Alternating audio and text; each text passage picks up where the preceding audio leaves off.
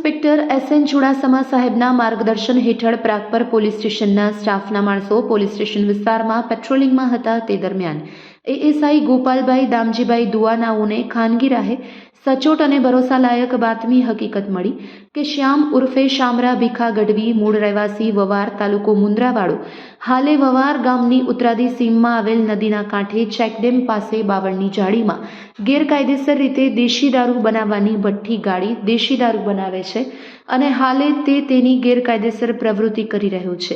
જે બાતમી હકીકત આધારે તુરંત જ વર્કઆઉટ કરી બાતમીવાળી જગ્યાએ રેડ કરતા કેટલોક મુદ્દામાલ કબજે કરવામાં આવ્યો છે, જેમાં દેશી દારૂ બનાવવાનો આથો આશરે 1700 લીટર કિંમત ₹42,500, દેશી દારૂ 420 લીટર કિંમત ₹84,000 અને 4 મોબાઈલ ફોન કિંમત ₹20,000 મળી કુલ 1,46,500નો મુદ્દામાલ કબજે કરવામાં આવ્યો છે. પકડવાના બાકી આરોપી શ્યામ ઉર્ફે શામરા ભીખા ગઢવી, ભરત અલ્લુ કોલી અને સામજી કેસુ કોલી આ ત્રણેય આરોપી પકડવાના બાકી છે. આ સમગ્ર કામગીરીમાં પ્રાગપર પોલીસ સ્ટેશનના સ્ટાફના માણસો જોડાયા હતા.